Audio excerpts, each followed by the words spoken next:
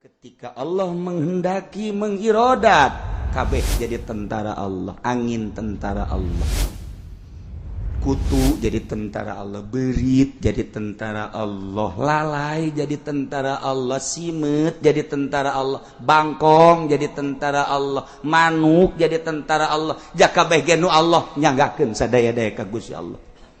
Dek nyiksa Allah, dek nyiksa kaumna gampangkeun Allah mah teu kudu ku urang Amerika, teu kudu ku urang Inggris, teu kudu ku urang Belanda. Dek disiksa mah disiksa babari Allah, berit bangkong babarian Allah mah. Asal teu iman ka Gusti Allah, kaum nu baheula langsung disiksa. Di umat urang mah, umat Kangjeng Nabi Muhammad sallallahu alaihi wasallam, tegegeraan disiksa. Ialah keuntungan urang hirup jadi umat Kangjeng Nabi Muhammad sallallahu alaihi wasallam. Nya siksa teh kelompok-kelompok teh keseluruhan. Urang geus dibuktikan siksa ku Gusti Allah tuh tsunami, tingali tsunami Aceh, tambah deui tsunami Pangandaran, ditambah deui ku berbagai longsor-longsor tuh Padang, tingali tuh Cianjur, tuh Sukabumi, tuh Banten, tambahan deui selain daripada longsor teh angin-angin, gunung bitu dan lain sebagainya. Eueuh bae anu ngajakan tobat ka Gusti Allah. Sugan aya hiji gubernur anu hajunyana tobat tabarruk ka Gusti Allah, cerik aju ngajak umatna teu kadenge. Sugan aya bupati anu ngajak tobat ka Gusti Allah teu ngadenge. Sugan aya menteri atuh anu ngajak tobat, dirina tobat aju ngajakan tobat ka masyarakat teu ngadenge. Sugan presiden atuh eueuh, berarti geus bener-bener nyana geus teu nyahoan kana ketuhanan yang Maha Esa. Boloon eta berarti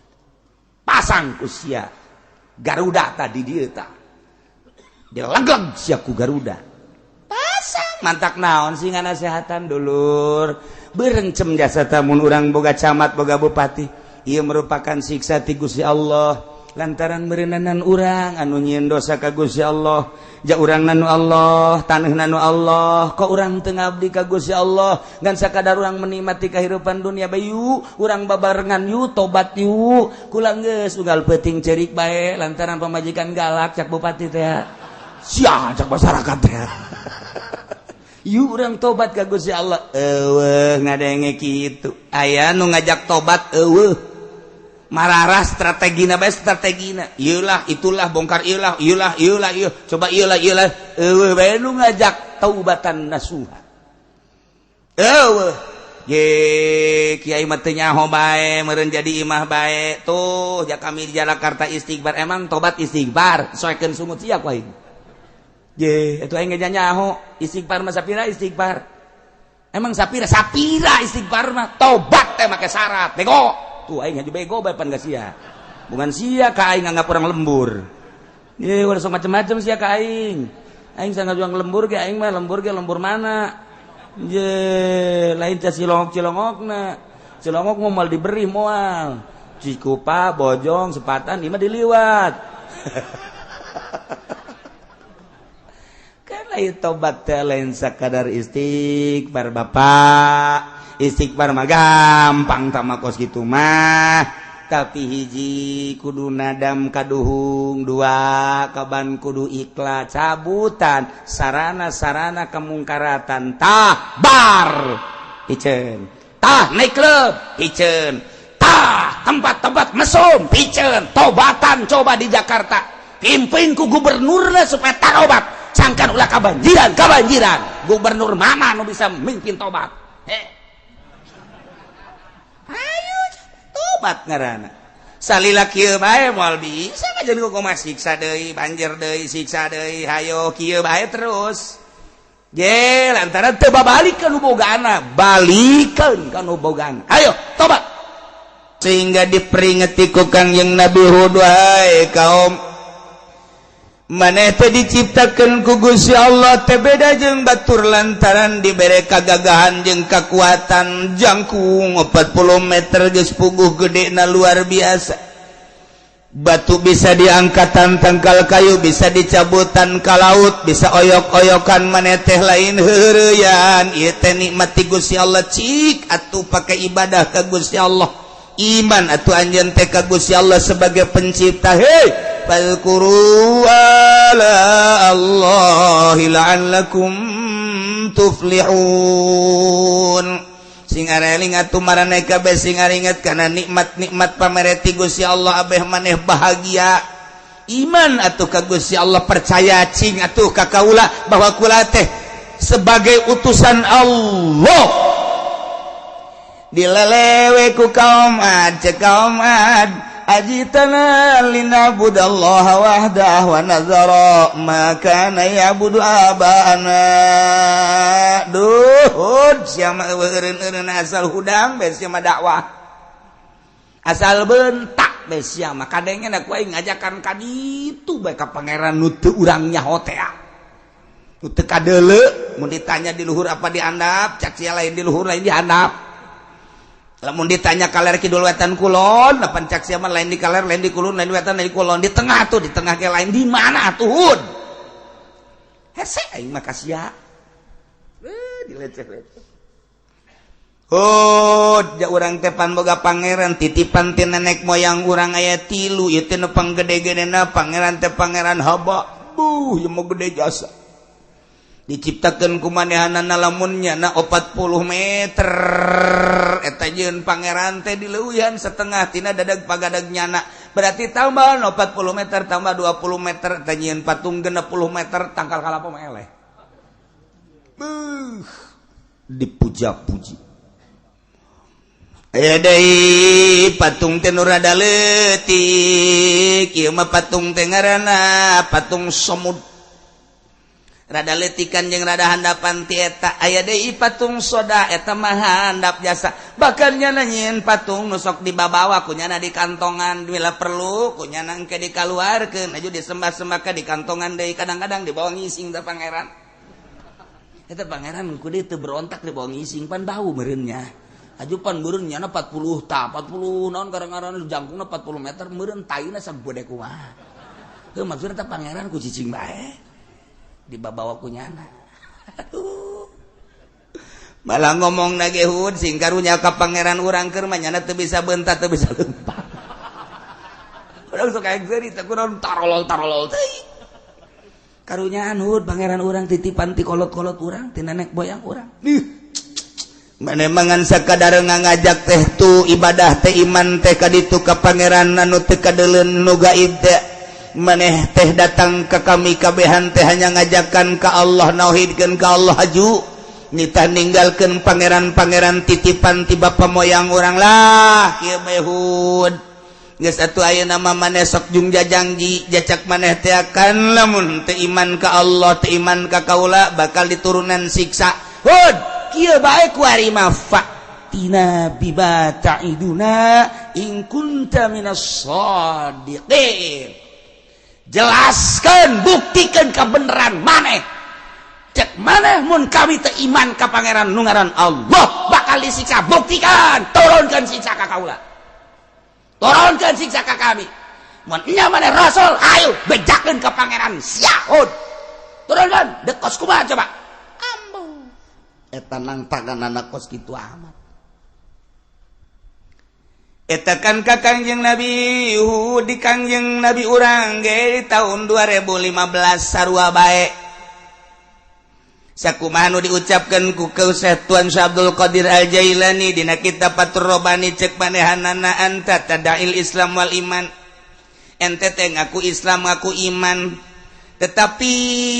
ente ngucap ka maqalahul kufar sakumaha ucapan kufar bae. Mun ditanya mah Islam agamana, mun ditanya mah iman percaya ka Allah, tapi ari ucapan kos jelema kafir bae. Kumaha kafir ngomongna? In hiya illa hayatuna dunya nahya wa namut. Eueuh deui kahirupan mah cak kafir teh kecuali kahirupan dunia. Geus kami mah teu percaya ka akhirat. Tah ente Islam, ente iman, tapi ente kos kafir bae. Lantaran di deuleu salat henteu, ngeridit terus bae, maling terus bae, bobogohan terus bae. Ustad nge SMS ka jahe blon teh coba. Cak ustad teh kiai teh mah lain blon, cager. Berarti cager tak ustad kos gitu. eta mah lain cager oper cager.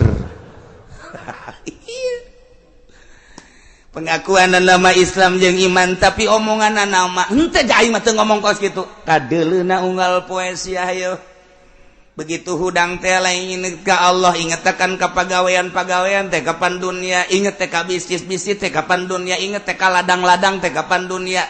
ketika azan didenggungkeun pan sia mimipir henteu daya ka masjid pan eta teh seakan-akan hirup teh di dunia doang eueuh di akhirat mah mun nya ge nyana yakin ka akhirat pasti nyana neangan ketuhanan yang Maha Esa belajar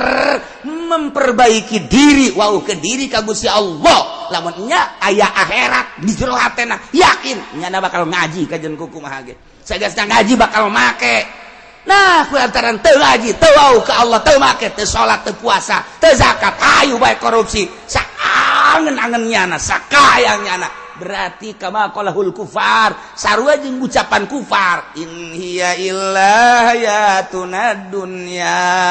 Tanya ku urang, "Hei Dewan, sia kunaon sih salat henteu? Tapi kan dia teu bareres tagara, korupsi pan terus. Kunaon kitu?"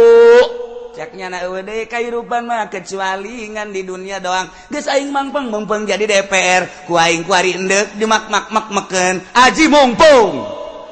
ye aing mah teu ngomong kos kitu seakan-akan ngomong kitu lantaran nyana teu ngopenan ka alam akhirat urang mapan kuari ieu mantak daek ngaji ge lantaran teu boga duit lain-lain nu mantak daek ngaji ge lantaran urang inget kumaha aing ke geus bae di kuburan kumaha ke aing lamun dihudangkeun ti kubur digiring ka masar kumaha ke aing lamun ditimbang mizan kumaha ke aing lamun dipasangkeun jembatan Siratal Mustaqim kan berarti urang rawong ka ditu mantak daek ngaji ge ieu teh urang keur dimensina dimensi alam nu itu nu keur di puncak mah keur aya di dimensi alam fana keur aya di alam nu rusak nu di Bali ku ari teh pejabat mobil aya duit boga ku ari teh keur liburan di puncak ku ari keur liburan di Lembang ku ari keur di liburan nu aya di Bali nu ka Singapura sagala rupa eta teh pamimpin urang sok henteu kumaha ieu nagara lain ngararaji ayo da kumaha teu nyahoeun kana ketuhanan yang Maha Esa nyana eta ji ieu urang dipimpin ku nyana nu ku ari nyana keur liburan apa liburan teh di hotel apa di hotel teh tetepan tempat ibadah tuh sia seuri berarti sia ngarti ku aing dipancing berarti sia ngarti tah berarti lah urang jaritakeun hotel tempat ibadah hehe sedangkan pamimpin urang keur aya di hotel di Bali di hotel di Singapura di hotel nu ka Belanda nu ka Amerika di hotel eta teh nu mimpin urang di jerona urang hayang gerak kabayang beneran ayo udah dipimpin kono kos gitu senang teu eta teh teu ngarti kana ketuhanan yang Maha Esa wajar kurang gade sia kitu balik ti Singapura ge ditatar kieu bae cicing sia di dieu sia boga mobil teh dipajeg bolon sia pajeg teh kami ieu aing mah diperet ku sia datang ka luar getih aing sia mah hahehe di ditu hayo awewe nu ku sia di Bali nu mana ya pan kitu amat lain kitu amat ngaku sia dia teluh siapa yang leuwih teh lain lu ka sia tungtung lamun teluh-teluhan ayo keur carita lamun urang ngabuktikeun bahasa nyana berpancasila ketuhanan yang Maha Esa kuari liburan muacet kamari pajumah kala luar bangsa Indonesia nu baroga mobil eta teh pejabat-pejabat anu digaji ku urang etis apa henteu sih nyana berpancasilana etis apa henteu tinggal ditajong bae ku urang nya mas ya berpancasila atuh matak laon wayah liburan di masjid dulur sadaya yuk urang kamarasin maca sholawat mumpun libur jakula sapopoe mah ieu teu kaburu ieu teh kaban nagara urang yuk urang maraca sholawat sing menangkeun 4444 yuk abe urang para raeh di masjid yuk eueuh bae pejabat tuh kitu ti DPR na eueuh ti PNS na eueuh eta pola pikirna berarti in hiya illa hayatuna dunia teu ngomong nyana sakumaha omongan kafir bertingkah sarua jeung ngomong deui kahirupan baca kira kecuali kahirupan daun ya. Bang liburan dong dadah rakyat dia teluh siapa aing ngadadahan aing goblok meureun dia aing mah teu ngadadahan seakan-akan cek ahli nuzur mah seakan-akan ngadadahan eta teh man taqawala biqaulin fa idda'asihataha wa man tahawala bihalatin idda'asihataha wa husnaha sahaja lemah nu berucap berarti nganggap ucapan eta teh bagus cak nyana sahaja lemah bertingkah berarti eta teh nganggap tingkah eta teh bener jeung bagus cak nyana atuh aya koedah-koedahna cik ahli nuzur berarti nyana teh seakan-akan ngadadahan urang seakan-akan sanajan henteu dulur di ari mah bae nya jasa mah rakyat aing mah endeu ka puncak kelanan sakedeung di ditu urang encek geus nungguan aing dadah rakyat endeu teu diteluh kumaha ku urang geurap paeh sia mal disalateun ku aing sia lah cenah ngancam kos kitu ye kecil teh mah ulah dianggap kecil sia lah cenah ke sholawatna gede mah daek cenah ki ucim ye emang aing butuh sholawat tapi kan lamun ku Allah teu dipaskeun mah hese bae jelema sugih dah babari cenah kiai mah jeung santri mah gas pokona asal dibere duit bae ge daratang kabeneran urangna keur eueuh teu dipetakeun ku Allah deuk kumaha nyana paeh urang keur eueuh deuk kumaha atuh emang kumaha eta mah urusan Allah deh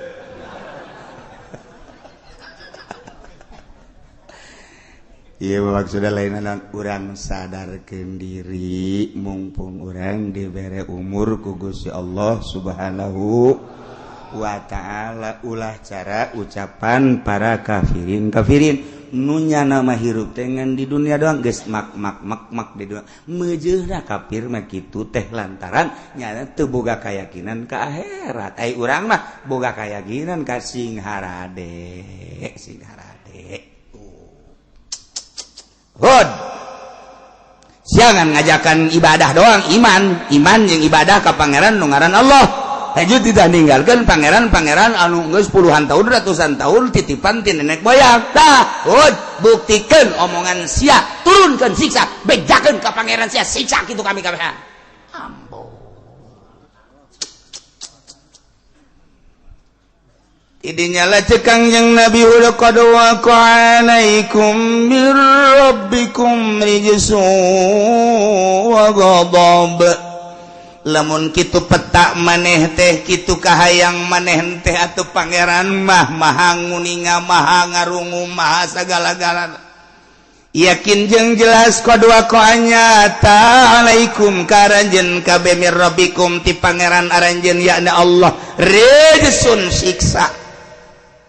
wa ghadabun jeung bebendu siksa keneh sakadar kula ngajak iman ka Allah ngajak ibadah ka Allah atuh jadi lunani fi asma'in samaitumuha anata anjeun maduan ka kaula ngabenduan ka kaula merangan ka kaula dina urusan-urusan ngaran-ngaran nu kumaha disebut yakni patung-patung anu tilu teh tadi anjeun jeung bapa anjeun teh ngabogaan patung eta mah kapal teu perlah diturunkeun ku Gusti Allah ti tangga ibadahan sugan aya hiji ayat ti tangga ibadahan haba sugan ti tah aya hiji perintah ti tangga ibadahan si asmun sugan si somot teman si sodaja teu aya ti dituna tama buatan-buatan nenek moyang anu kabalinger ma anzalallahu biha min sultan hujah dalil tita eta geus kieu mah kajen ku kumaha ge maneh aya disiksa cek Kangjeng Nabi Hud fantaziru tungguan ini ma'akum minal muntazirin kula ngadaguan ti Gusti Allah hayo coba aya nyagakeun sadaya-dayana Gusti Allah dibere paila teu hujan-hujan sebulan 2 bulan 3 bulan genep bulan teu hujan geus sing bulaeh masyarakat mulai 7 bulan 1 tahun teu hujan embe onta kuda himar geus mulai hererese nginum ningkat kuari ka 2 tahun teu hujan-hujan manusia geus carang mandi kuari mah diaman saat eta hese jasa kesulitan segala rupa lantaran eueuh hujan terbukti kuari jelema sing hararewas kabeh ieu meureun siksa teh nya eueuh hujan nya leh cak penggede-penggede can siksa kos kieu mencan embe geus loba nu paraeh di gunung onta geus loba nu paraeh kitu kene kuda berbagai hewan geus loba nu paraeh lantaran henteu bisa ngarinuk kitu kene jelema ge loba singgeletek tapi tetep bae teu daek iman ka Allah teu daek percaya ka Kangjeng Nabi Hud alaihis naik ke 2 tahun setengah beki parah bae ku ari mah naik ke 3 tahun nyana ngayakeun musyawarah cek badehanan aja eueuh deui kapan doa nu paling manjur mah kan di Mekah kabeh ge aya Baitullah tuh ujung-ujungna ka Baitullah kene jok urang utus ku ari mah sanagara harita teh diutus sabaina rajulan 70 lalaki bi amsalikum anu pohara hararebat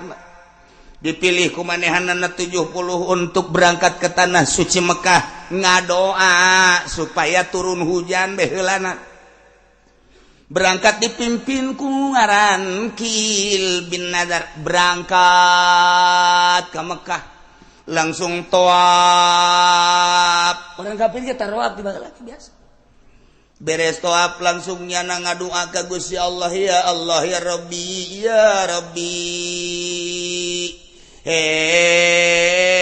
pangeran abdi skini turunkeun hujan ka abdi makun tataskib sakumaha nu Gusti teu pernah nurunkeun hujan ka kaum Ad iskihim ya Allah turunkeun hujan ka kaum Ad maksudna anu geus sababaraha taun diitung ku abdi salasa sanatin teu pernah hujan iskihim ya Allah ya kunaon menta ka Allah terus aya ditita iman ka Allah henteu iman tapi menta ka Allah kabalinger ngantung-tung nahilanan caknya nate demi pangeran haba demi pangeran asmud demi pangeran soda jeung ditambahan ku pangeran-pangeran nu aya di tanah suci Mekah pangeran-pangeran nu di berbagai negara caknya na batu-batu patung-patung coba kami minta tulung panghujan kentuh kaum Ad nu geus 3 tahun teu hujan tiba-tiba langsung reuk aya di luhur poe pohara jasa ta doa tuh sing tarawel diijabah doa hebat pangeran lain sembarangan aya suara dari di luhur wahai yaki nu ngadoana kan kikil ngaran lain kikil heh teteh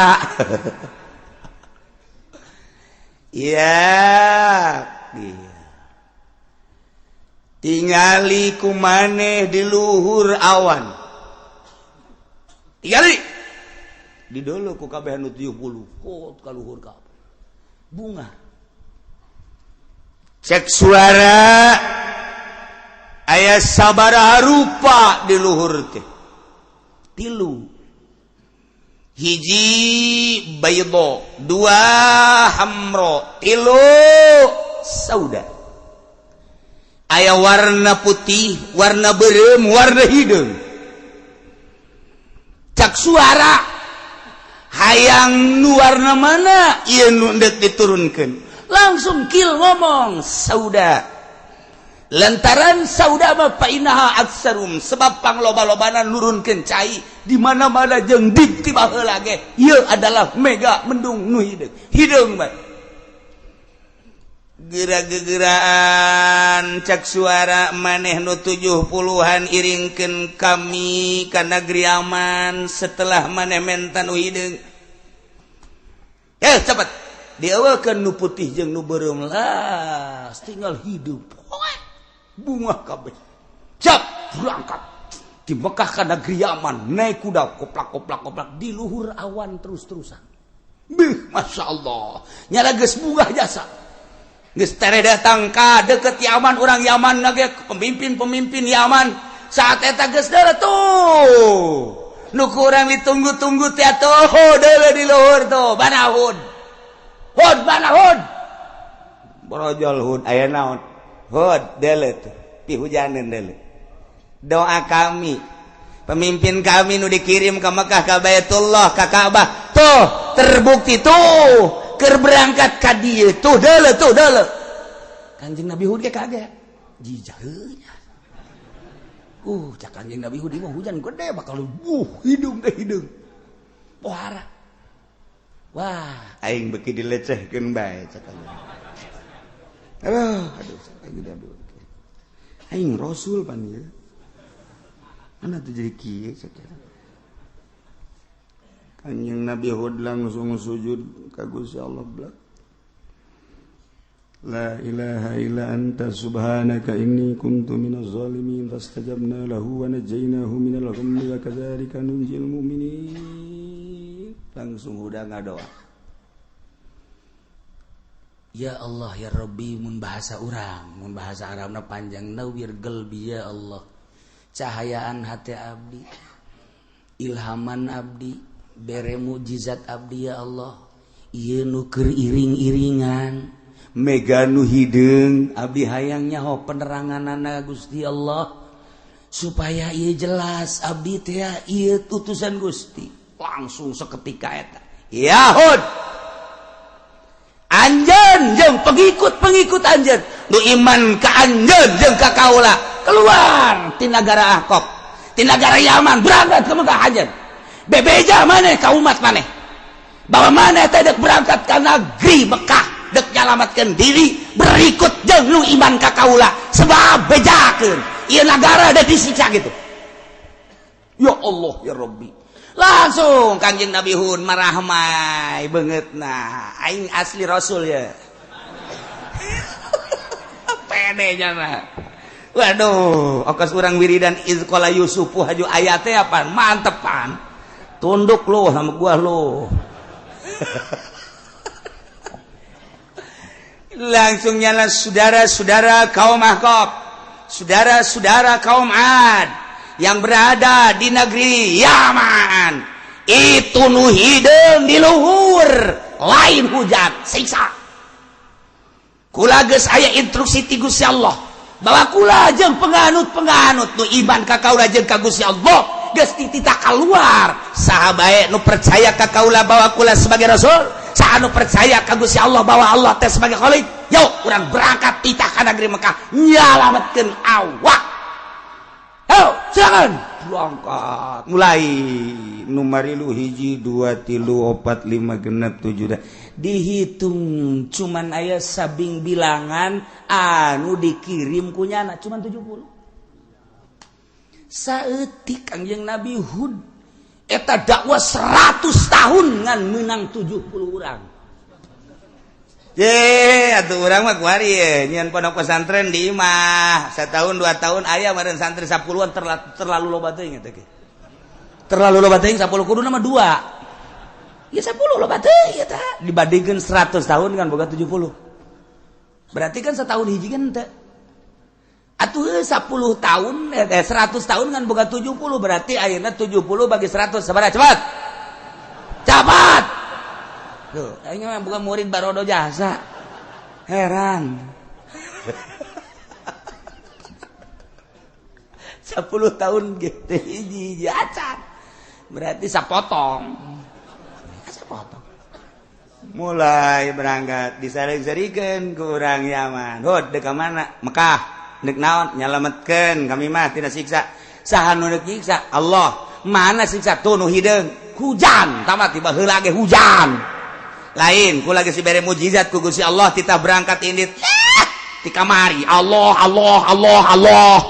ayo datangkeun hujan datangkeun siksa bejakeun ka Allah sakedeuk deui mulai berangkat Kanjeng Nabi Hud tetep kaula ngajak bae terakhir ieu ka umat kula mangan sakadar titah dakwah ku Gusti Allah itu nu hideung melegbeg di luhur teh eta teh lain hujan ternyata bakal jadi siksa kaula mangan sakadar ngabejaan bae bagi nu iman anu percaya yu urang salametkeun awak urang ka negeri Mekah aya geus kira ulah loba amangun ngebacokak ngelulu biar berangkat sia salametkeun awak sia kira-kira berangkat Kangjeng Nabi Hud beserta kaumna 70. Tinggal kaum didinya sing harewas. Sebenarnya orangnya sieunnya. Jahud dilok ngabohong sebenarnya. Urang sebenarnya ngan gengsi doang ngarobrol teh. Gengsi doang sebenarnya orangnya tuh percayanya na Rasul. Ngan gengsi kan urang mau kan bobangsawan kan urang. Sebab ari Kangjeng Nabi Hud mah diutus ku Gusti Allah min ausatihim nasabau wa hasaba.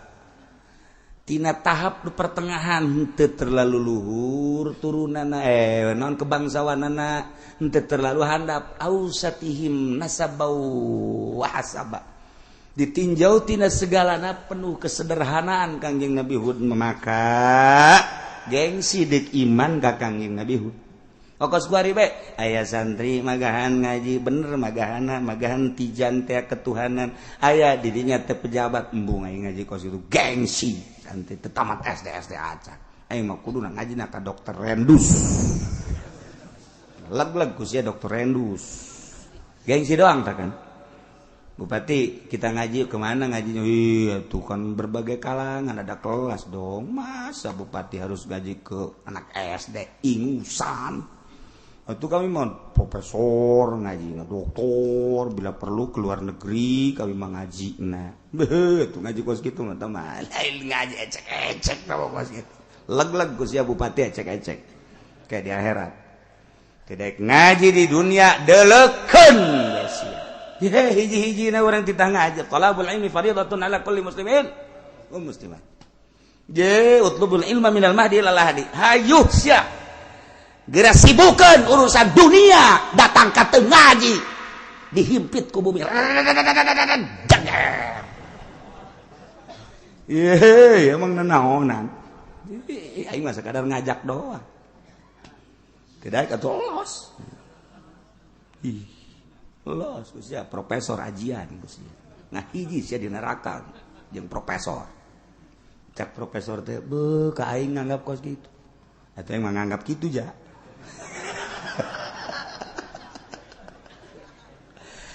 ekstrim amat nu teu bener maksudnya bener henteu siapa sok aju sensitif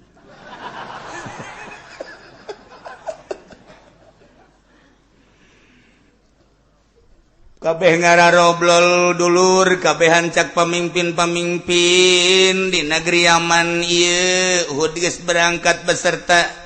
penganut na orang ditinggalkan sedengkeun tiba heula ge kapan Hud teu pernah bohong naon nu diucapkeun ku nyana nyata-nyata urang kuari ditinggalkeun ku nyana jurang ieu cak nyana itu nu di luhur nu hideung teh cak nyana siksa lain hujan kumaha ieu tindakan urang geus kieu ye dulur kabehan cari cing kabeh emang bener cak nyana Hud tilok bohong aja ieu geus kieu kumaha urang tuturkeun bae Hud gengsi boh kajen paeh daripada nuturkeun Hud eta mah sarua jeung jelema susah aju guguru kajen teuing hese sakarat asal urang ulah mararat urusan disiksa di akhirat eta mah kumaha engke urang kaparatna bae tolol teh bahasa ngeus tadi orang jegik bae ngebedul ngaorang ngemonyet urusan sakarat lah itu tempat terakhir kita nganggap enteng goblok bener bae pan nu ngebedul sakarat na hese jasa nu ngamonyet kitu kene dibukti-bukti eta mah sakadar dunia na ye ge di Yaman teh gunjang ganjing ceramah pemimpinna kumaha ieu urang geus kieu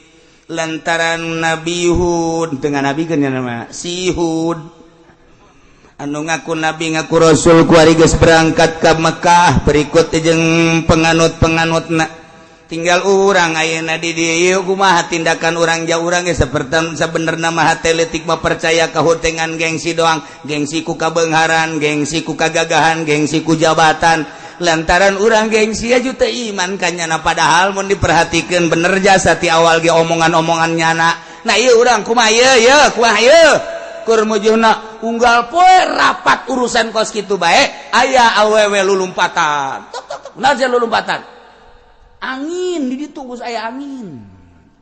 susah aja macem-macem bae angin ngagedebur-gedebur di ditu tuh bobeak tuntung itu kula ge datang ka dieu lumpat teh maksudna beusi kena angin gede jasa awewe lumpat deui ka ditu ngabejaan aya angin gede tewak cek jalan teh bugo angin eueuh naon segala angin segala tewak ngacaukeun dunia sia bangsa jadi kacau bayana sia tewak sia awewe angin cek angin mana angin itu di luhur mana jante sakedeung deui bener kabelah dia war jijaheunya angin ieu angin war angin coba kumaha urang geus kieu saudara-saudara sekalian untuk menyelamatkan diri mari kita masuk ke rumah masing-masing asup ka imah dan dikunci supaya angin tidak masuk belum teh coba asup ka imah bro karoncian kunyana mulai angin kadenge nyana ngintip anginna hideung anginna berupa hideung sebab di luhur lagi hideung eta bareng ujung anu diutus 70 ti Mekah teh nyana langsung pidato dulur iya kamarana sarepi amat kalau luar mana pamimpin iya kula ye tas di Mekah ye tas di ijabah doa ye tuh dah hidup di luhur pugu angin ngagedebar nyana ceramah tolol tuh coba asana kabalinger aduh cenah ieu baru hiji acan arasup ka imah meureunnan nyana ge kanu 70-an urang arasup yuk ka imah koncian yuk cek nyana teh ieu asana angin lain hujan ieu nyana ge boga rarasaan asup ka jero imah langsung mimiti hewan-hewan halali di angin teh nya gedenya hideungnya muter kadege suarana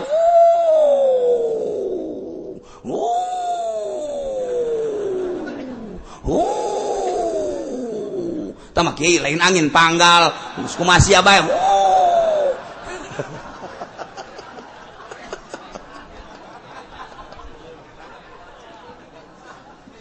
ya Allah ya Rabbi angin hideung tur gede ngagelebug anu luar biasa tanpa aya caian tanpa aya nanaonan disebut narihul hakim angin anu hapa angin anu henteu disertai ku katiisan pan urang lamun keur cicing panas kemudian aya angin komo aya bintik-bintik cai mah nikmat nu aya ieu mah lain angin teh teu dibarengan ku nanon angin teh angin be kadeuleuh segala rupa hewan kuda geus mulai kalaluhur termasuk onta geus puguh bangsa hewan-hewan nu laleutik memulai ku ari kacabutan tatangkalan tangkal korma tangkal buah be kacapudan teu daek ka mana angin teh di dinya bae deui terus we muter we war kuari mulai geus beak hewan-hewan geus beak tatangkalan disaksian ku manehana wali berkaluhur si gudubrak kuari imah oyag-oyagan gojreg nyana kan sieun rubuh salah ieu kanyana-cenah di jero salah keluar salah ieu kudu kumaha ieu lantaran imah oyag-oyagan kan nyana sieun ka imah keluar nyana sieun di jero nyana sieun tetep berpikiran mendingan keluar wala luar kabehan imah oyag-oyagan ngaranna ge siksa henteu gegeraan kieu ye berbabareng terus bae engke leutik angin teh kabeh aya bae war tah jak yana eueuh tah angin tah ku ari mah mulai ngagedean deui ngagedean oi angin gede teu kudu woi ya kabehan nyahoeun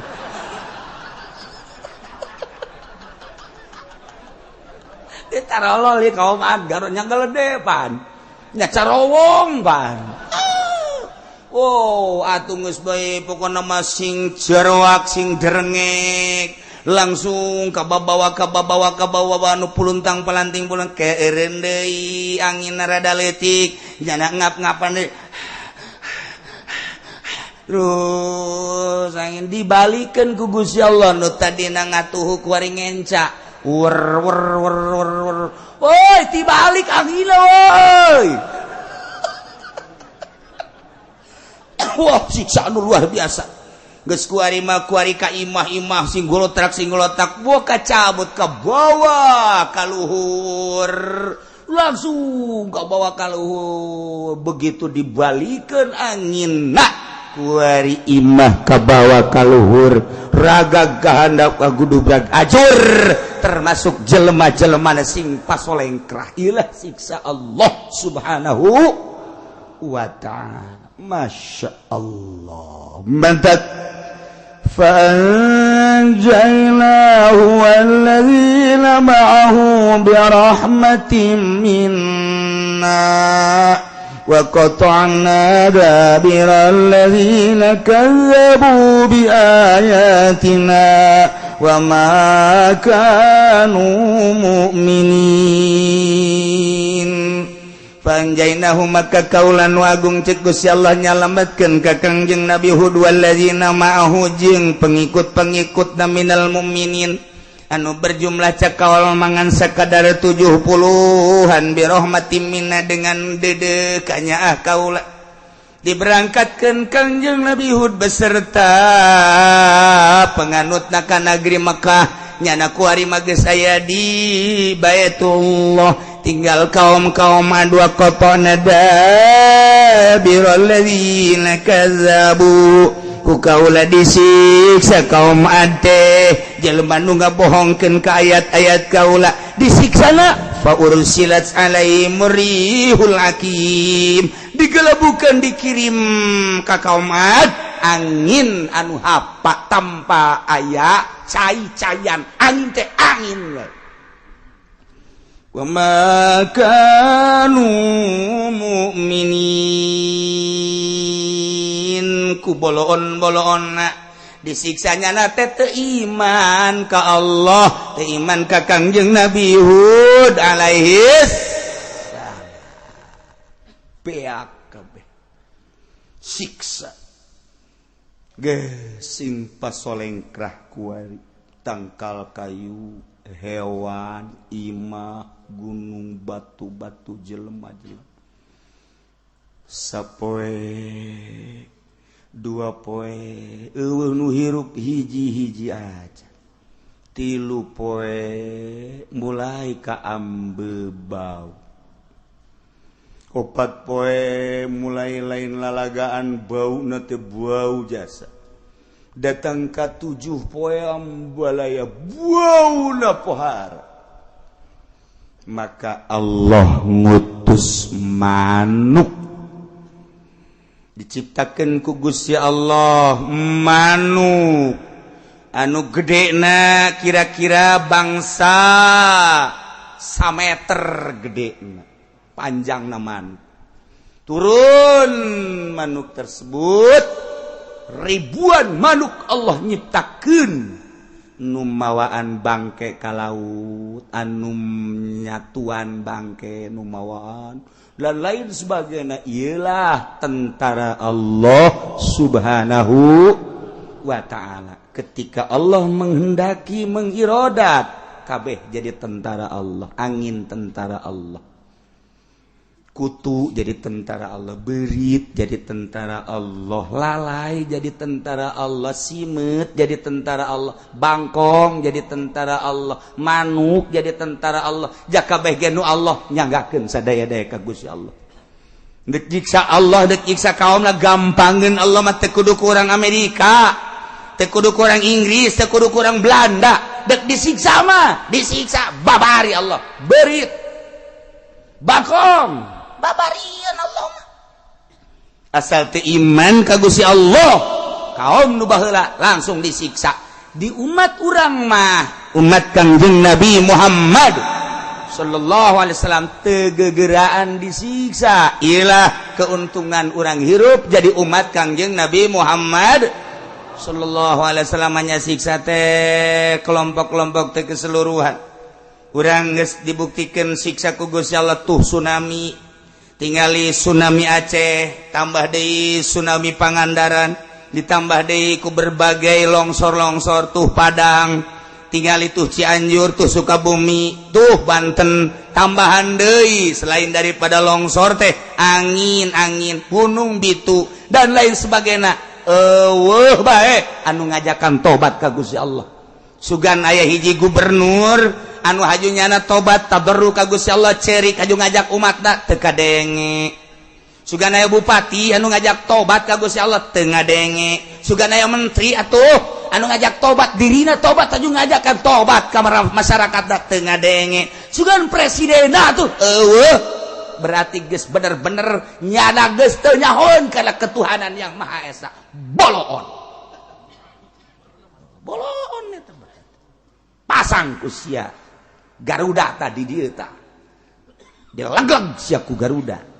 pasang mantak naon sih nganasehatan dulur berencem jasa tamun urang boga camat boga bupati ieu merupakan siksa ti Gusti Allah lantaran meureunanan urang anu nyieun dosa ka Gusti Allah ja urang nanu Allah taneuh nanu Allah kok urang teu ngabdi ka Gusti Allah ngan sakadar urang menikmati kahirupan dunia bayu urang babarengan yu tobat yu kula geus unggal peuting cerik bae lantaran pamajikan galak cak bupati teh sia cak masyarakat teh yu urang tobat ka Gusti Allah eueuh ngadenge kitu paling ngajak nyana lantaran bupatina ti Golkar Kiai Golkar haju ngajakan titah tobat cak masyarakat sia bae sih tobat ulah sok ditahan ka kami ye sia gecan becus tobat teu dipercaya ulah tulah Kiai Golkar lah coba Kiai PDI badugan aing ku sia tah sia memapan boga ieu naon ngaranna tanduk badugan ku tanduk sia bae heulanan teu dipercaya. Sugan ieu mah petilu ye lantaran ieu mah hebat petilu mah behe komo petilu tuh pemimpin sia ge tuh dibui. Ayo neuk mana atuh makana ieu kuari nu meujeuhna akibat daripada teu marejeuhna isinin bupati ge hayang ngajakan tobat gubernur ge hayang cuman isin rasa masa sih aing ngajak aing teu tobat atuh siana heula tobat henteu ieu terus-terusan bakalna selama henteu tararobat tetararobat kieu bae terus bae digunyang anjing ku Gusti Allah jadi bere deui kasuburan ke ditowo ke disiksa deui terus bae salila henteu babalik kanu bogana ka Gusti Allah terus bae sia teu percaya aing nu bogana ca Gusti Allah abeh kanyahoan bawa aing nu bogana aing nurunkeun siksa ka sia Jakarta teu eureun di banjiran aya nu ngajak tobat eueuh mararah strategina bae strategina ieulah itulah bongkar ieulah coba ieulah eueuh bae nu ngajak taubatan nasuha eueuh ye kiai mah teu nyaho bae meureun jadi imah bae tuh ja kami di Jakarta istighfar emang tobat istighfar soekeun sumut sia ku aing ye atuh aing ge nyaho istighfar mah sapira istighfar emang sapira istighfar mah tobat teh make syarat bego tuh aing haju bego bae pan ka sia bukan sia ka aing nganggap urang lembur ye udah sok macem-macem sia ka aing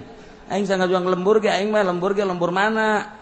ye lain teh cilongokna cilongok moal diberi moal Cikupa Bojong Sepatan ieu mah diliwat kan aya tobat teh lain sakadar istighfar bapak istighfar mah gampang tamakos gitu mah tapi hiji kudu nadam kaduhung dua kaban kudu ikhlas cabutan sarana kemungkaratan tah bar piceun tah naik klub piceun tah tempat-tempat mesum piceun tobatan coba di Jakarta pimpin ku gubernurna supaya tarobat sangkan ulah kabanjiran gubernur mana nu bisa mimpin tobat ayo tobat ngaranna salila kieu bae moal bisa ngajeun ku kumaha siksa deui banjir deui siksa deui hayo kieu bae terus ge lantaran teu babalik ka nu bogana balikeun ka nu bogana ayo tobat mantap Kangjeng Nabi Hud mah disalametkeun jeung pengikut ka negeri Mekah geus ngadenge informasi bahwa malaikat Jibril ngabejaan ka Kangjeng Nabi Hud, ya Nabi Allah Hud utusan Allah tuh Yaman kaum Ad geus disiksa geus rata ku ari mah ditiup rihul aqim. Munajat Kangjeng Nabi Hud, Gusti geus kieu abdi kumaha cek Gusti Allah Hud kuari balik deui ka ditu ka Yaman selesaikeun eta anu berserakan cek Kangjeng Nabi Hud sugan teh geus anggeus tugas horeng can orang kana encan geus bisa ngabayangkeun jelema golede mangka ning pararae haju geus saminggu beuh mana teuing bauna ya aing teh nyelesaikeun deui bae atuh emang kos kitu Rasul mah ulah haju selesai satungtung hirup can selesai berarti tugas balik ayo orang ka Yaman berangkat 70 kilo ka negeri Yaman geus kaambeuh hanyir. Beuh, cek Kangjeng Nabi Hud. Cak pengikut-pengikutna, ya Nabi Allah, kurang terus ya. Terus. Cak Kangjeng Nabi Hud emang kunaon nanya terus. Ambean tada lain deui cek kitu. Hatuh sarua aku lagi cek kitu. Kek kuang ke bae ge aya instruksi ti Gusti Allah. Hayu bae heulana. Hayu dibalalengker kabeh ku sorban.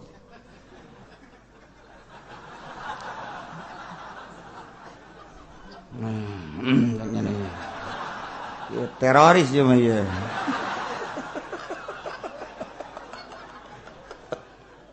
Ya Allah, jangan kumaha ya. Ayo terus jangan instruksi itu Gusti Allah terus. 50 kilo beki ambreng-ambrengan terus. Teu kuat. Geus lain deui, Pas sakilo deui pohara bauna Kangjeng Nabi Hud sujud ka Gusti. Gusti boro-boro titah ngaberesan. Ieu nahanan irung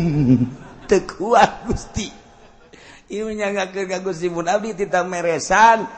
jeung pengikut atuh ambe kudu dikumahakeun ieu teu kuat. Malah ieu pengikut mah geus kuara di bos. Atuh pan boro-boro ambe kos kitu ngadenge ngambe kelek haji pendek orang geus gewe. Teu kuat.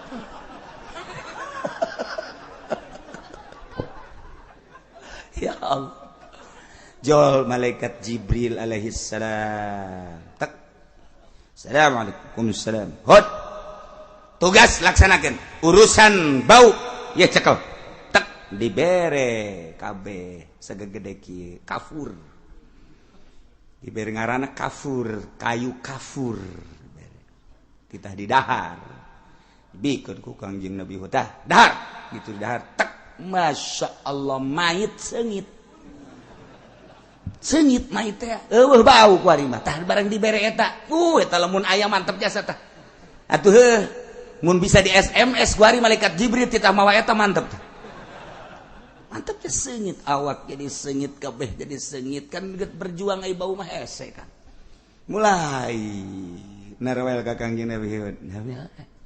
ieu rada sareungitnya bener sakeun kabehan sengit amatnya satu kabeh geus tina naon nya ieu tah horenganan ieu ti sorga kayu kafur ti sorga titah di dalahar seetik abeh ulah kaembe bau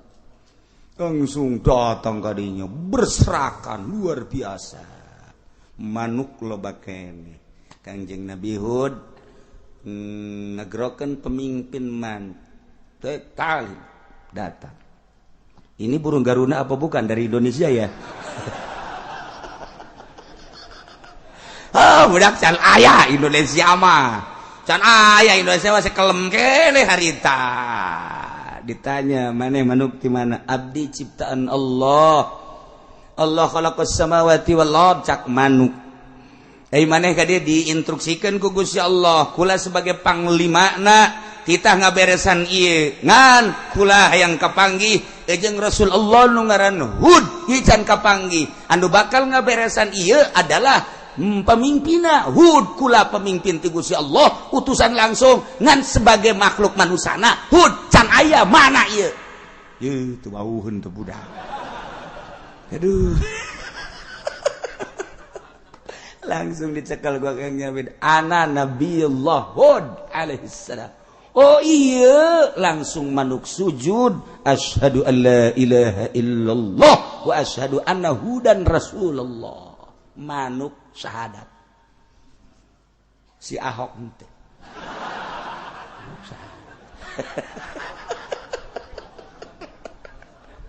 manuk syahadat batu-batu kabeh maca syahadat hampura cek pemimpin kami siap untuk melaksanakan perintah yang pertama langsung dari Allah dan kami diinstruksikan oleh Allah setelah ketemu dengan pemimpin yang bernama Rasul Allah Hud kami siap untuk melaksanakan tugas-tugas dari Rasul Allah yang bernama Hud dibantu ku manuk waktu ngan strategina Kangjeng Nabi Hud nah ieu bawaan ka anu kayu ieu bawaan ka anu ieu bangke anu bawa ka gunung anu ieu ke gunung anu terus dibantu ku nu 70 we karari nginaeun nya urang nya ceknya aya manuk mantap ceknya nginaeun perang ge urang mun carita perang Ababil alam tara kaifa fa'ala rabbuka bi ashabil fil alam yaj'al kaidahum fi tadlil wa arsala 'alaihim tayran ababil tarmihim bi hijaratin min sijil faj'alahum ka'asfim makul raja Abroha anu sakitu ganasna luar biasa dek hancurkeun Baitullah deuk saha anu bisa nahanan deuk ngalawan atuh nyanggakeun sadaya-daya Ki Abu Thalib ge sami bae nyanggakeun sadaya-daya abdi mah ngan sakadar ngurusan onta doang ai Baitullah mah ya nu bogana teh Gusti Allah nyanggakeun ka Gusti nu nyiptakeun Gusti nu ngurus abdi geus teu kawasa kudu perang jeung Raja Abdullah nu sakitu gagahna tenang cak Allah kirim burung ababil atau asal manuk tuit-tuit bete teh loba nu pae sia mah kumaha sih cak kolot asal aya manuk tuit-tuit beh hayu gara hitungan ge di lembur aya hiji manuk eueuh ieu tuit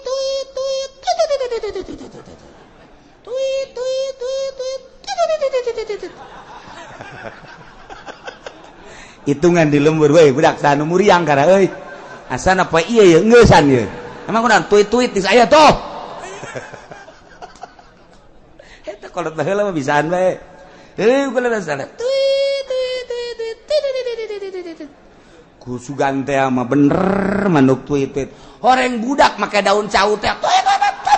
Goblok sia tipu sia. Paengan nu paeh bae ieu horeng sia. Bisaan teh budak. Make daun cau teh. Nurutan manuk. Budak angon bapan bisaan eta. Nah ilah rapih ku manuk kabeh gus beres kemudian dihujanan ku Gusti Allah rek geus pamitlah manu kami sebagai panglima Allah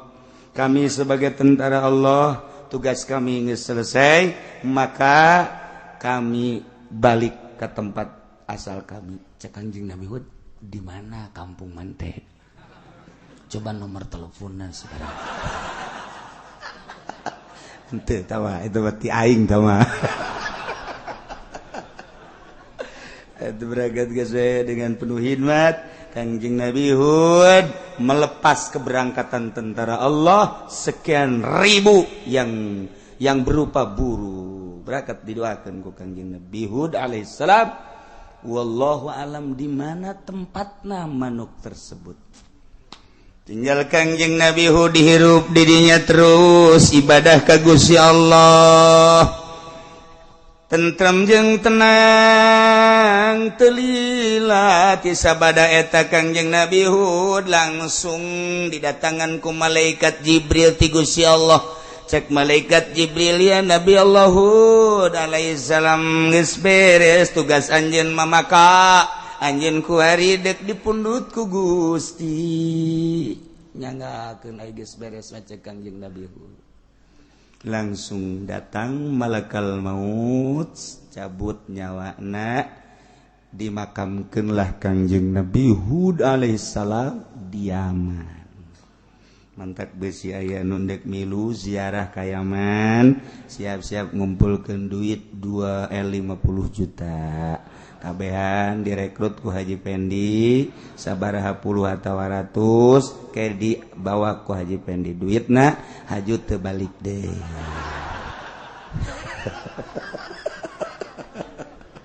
Ulah nyalakeun ku ulah-ulah. Haju 50 juta ke aya 100 urang bae tuh 5 kali 100 berapa? Berapa? 5 miliar kan? Sedangkan imahna harga nangan 20 juta. Harga karung wayangan 15 juta. Mobil nu aya ge geus mogokan bae. Geus hese jang nyokotna. Paling ge babagi anak-anak na 12 sering hiji geus jalan. Masya Allah direncanakan hayang ziarah ke Hadramut,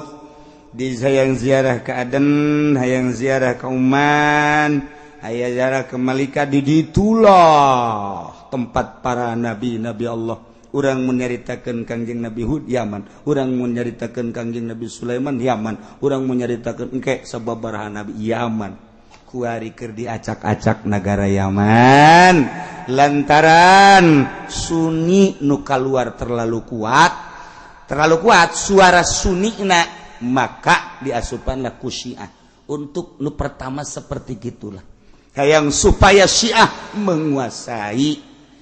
eta mangan sakadar awalan kabelah dina muatan-muatan daripada peperangan Ambalaya, nyaritakeun minyak lah, nyaritakeun logam lah, nyaritakeun emas lah, nyaritakeun berbagai hasil bumi nalah. Untuk nu pertama mah motif peperangan seperti itu, padahal Sunni Yaman teh berbeda jeung nu aya di urang. Rada berbeda saeutik komo kuari enggeus kebauan ku Wahabi. Contoh, lamun aya Sunni keluaran Yaman ngaharamkeun ngarokok, kan geus berbeda. Sunni nu aya di Yaman marhaban nu aya di urang dirubah padahal nang wali. Sunni nu Yaman turun ka urang aya sababaraha perbedaan aya Sunni kana masalah geus. Kos anu nu bisa ngaji bae di Indonesia nyana berleha-leha ngaharamkeun ngarokok, tinggal dibaca di kitab Fawaidul Makiyah tuh menang saha baca pamacakeun tanang wali di berbagai kitab-kitab tanang wali. Ai endek ngajang pribadina mangga bae ngan nyana endek berleha-leha di Indonesia ngarobah hukum di Indonesia bakal kalah luar ujianana ulama-ulama wali-wali di Indonesia. Ulah kenah-kenah nyana Yaman, nyana Turki, nyana Suriah, haju nyana di Indonesia ngalecehkeun bahwa di Indonesia nu pinter. Emang kiai pinter, aing mah lain aing keur ngomong doang. Aya di Indonesia nu pinter. Emang sejarahna kumaha Syekh Nawawi urang mana? Jawa Tengah Jampes anu nyarahan Minhajul Abidin anu sampai ayeuna terkenang Sirajut Thalibin urang mana? Mempersatukan umat se-Indonesia dengan Kiai Haji Hasyim Asy'ari urang mana? Diakui dunia. Ulalala di Indonesia ngan Indonesia mah mun cicing-cicing we heula cara sireum. Artinya sireum eta kan cicing we. Atuh sireum ge ka tincek-tincek teh mah. Pae.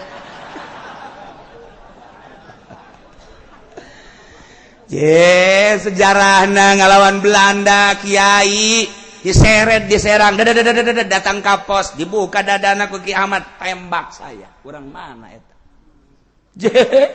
ulah sambarangan kakarak bisa ngaharamkeun ngarokok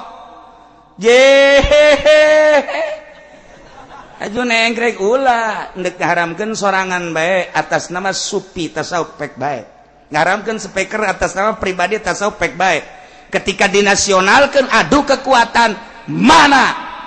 alatna mana hadisna mana Qur'anna mantekan jeung munazarahan hudang ujana ulama Indonesia mah ulalalagan emang di Indonesia kumaha ditakuti ulama Indonesia anu pernah jadi imam haram sabaraha kiai di Indonesia lain lalagaan datang kardongengna ulama-ulama nu di luar negeri ngimaman di Masjidil Haram nu hees tapi itu bagus soleh ngimaman di Masjidil Haram wabeh hees lain lalagaan padahal mah teh kudu tuh bagus soleh kuari ge keur ngaji hes bae eta emang watak meureun teh mah ikeur nyaritakeun sejarah sehingga ada Indonesia Bung Karno dunia mengakui Gus Dur dunia sampai saat ieu diakui dunia